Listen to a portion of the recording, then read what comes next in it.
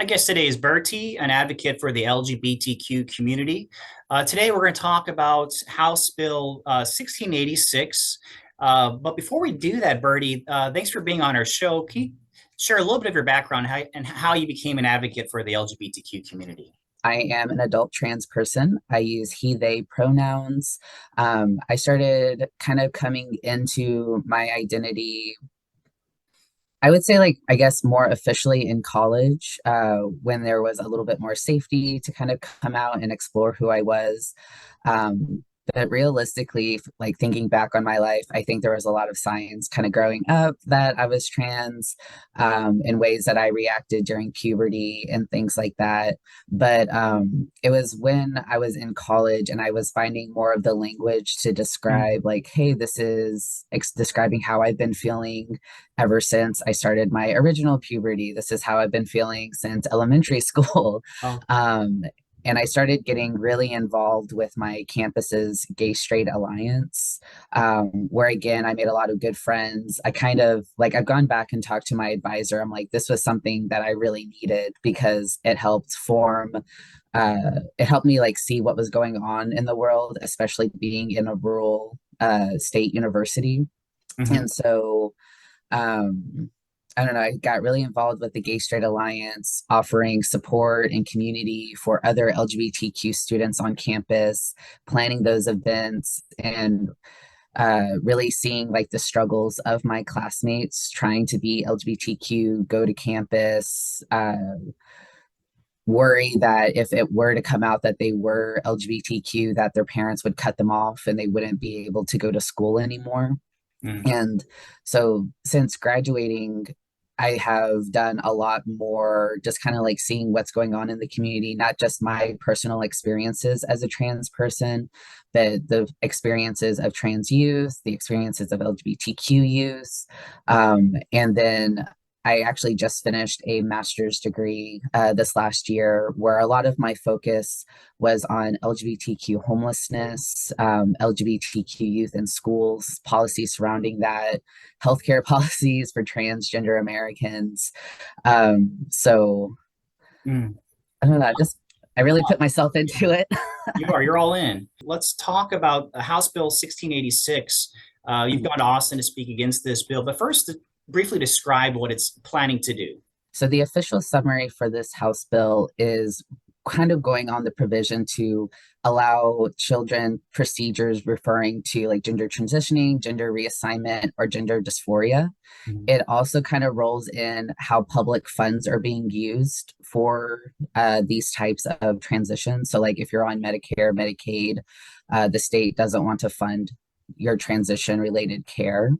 But my focus has been on the fact that it is prohibiting minors from transitioning in any way, shape, or form. This means that minors who are currently using hormone blockers will not be able to access them. For the most part, a lot of trans youth in the state of Texas, if they're looking at the Genesis clinic or anything, or going to a clinic and receiving any sort of transition related care, a lot of the times it's just hormone blockers. And hormone blockers are able to pause the original puberty up until like 17, 18, when a youth is able to decide what what puberty they're wanting to go through. And so at this point they might start hormone replacement therapy where they're taking testosterone or estrogen, or they may decide, well, I am good. I can just, stop and kind of go through my original puberty as planned after I've Mhm. had this time to kind of grow. Okay. What we're kind of advocating against is that this is a decision that shouldn't be made by the state of Texas. I think this is overreaching from what a government is supposed to be able to do, because ultimately, when it boils down to it, this is a decision between a youth, their family, and their doctor. You said in college you were able to finally assert the gender that you always you felt you were inside and you are Mhm. inside. So, what was it like, being a youth and having that dysphoria, and then finally, being able to you be the person who you always were? What did that? I assume there was a lot of relief that went with that. It feels so night and day, to be honest, because like during high school, I wasn't really thriving. I was there, I made a few friends, but I wasn't very outgoing. I wasn't really doing a whole lot outside of school. I wanted to stay inside. I just didn't really feel comfortable in the world. But then it's like finding the words to really describe what I was feeling and being able to come out and be like, hey, I'm Birdie. This is who I am. And it, like right now, like, I mean, I didn't really think I was, I'm coming up on my 30th Mhm. birthday. And to be honest, I really didn't think I was going to make it past 25. That's just kind of like my mindset of this is where my life ends. I'm not happy. I'm not able to do this. But around like my 25th, 26th birthday, I started medically transitioning. And that has Mhm. really helped to change my life around. I'm not saying like I'm cured from depression or anything. That's not my claim. But it definitely, I think, has helped me a lot, like where I am engaging more in life. I am a leader with a nonprofit that works with LGBTQ youth.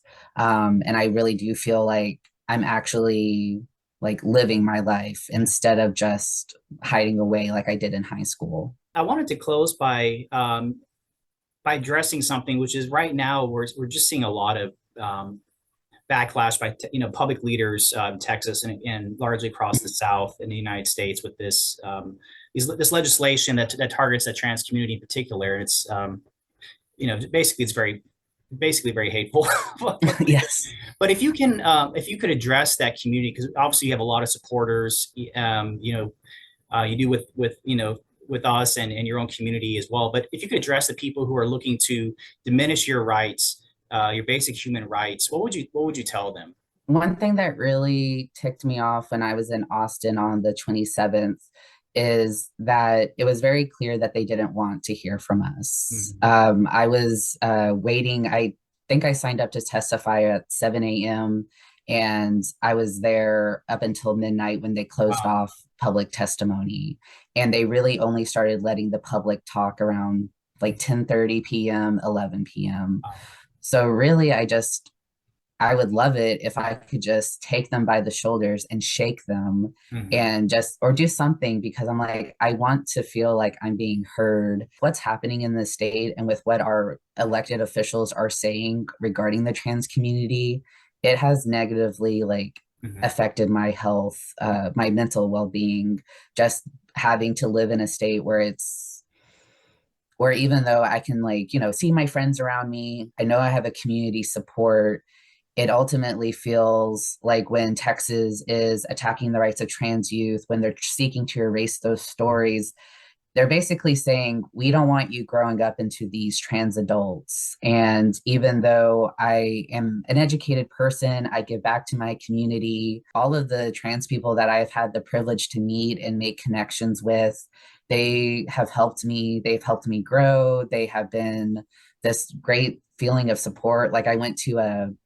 transgender day of visibility event last week and like I felt like I could finally breathe because these are people who understand me. But it's really kind of crappy because these are also people who are leaving Texas. Mhm.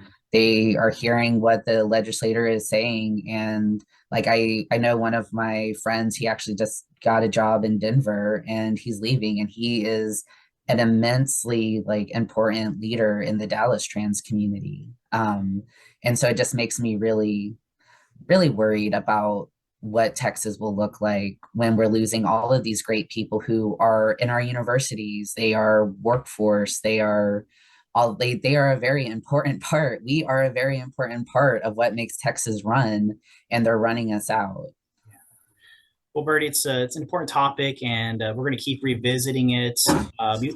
You live a very beautiful life, and you should be very proud of what you're doing. And we appreciate your time and for speaking up for this community.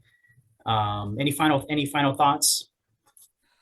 Let's see. If you are against anti-trans legislation, please do not sit on your butt.